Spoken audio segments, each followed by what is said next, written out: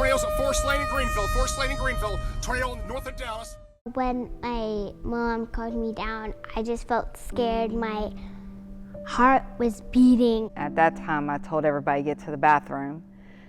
And we started praying, and we were praying, Lord, please just put a hedge of protection around this home and keep all of our neighbors safe, free from harm.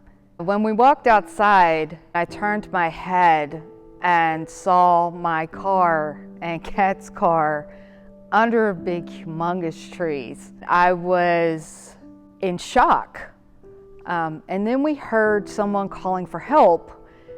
I started yelling, "Where are you? I'll come to you." And then all the neighbors started venturing out of their houses, and we were all saying, "Okay, so you guys are okay, you guys are okay." We would send people to the back of the apartments, and then they would come back, all until we knew that all of our neighbors were okay.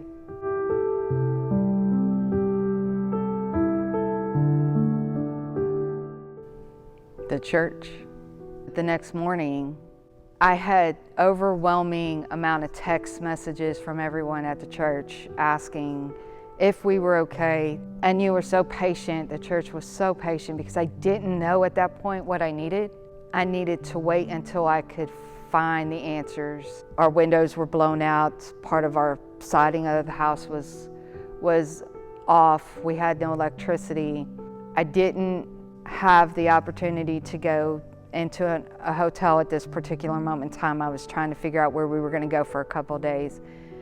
And Pat said, "I'm going to call you at 2, is that okay?" And made me cry, because I've not felt, especially from a church in my background, things that have happened earlier, I never had a church family that actually wanted to be there and walk beside me as I was going through something.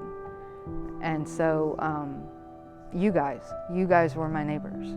You know, it's funny, because my daughter and my son, we had been through so many different turmoils. There's so many things that had happened when they were teenagers, and never had the church wrap their arms around us in that time.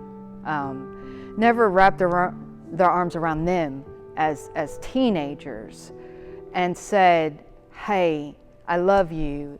You're going to be okay. We're going to walk this walk with you, and we're going to help you any way that we can," whether it's emotionally, financially, putting us up in a hotel like you guys did.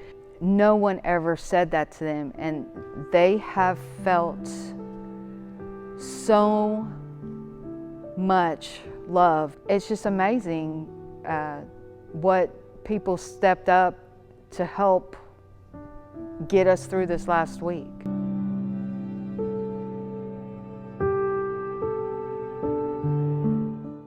I think it's when you walk beside someone, whether or not you agree with them or not, you walk beside them and you show them in your actions. You don't judge them. You don't turn your back and say, "Oh, you've done this too many times." Being a neighbor is just loving each other and walking beside each other, because that's what Jesus did. This church is Jesus.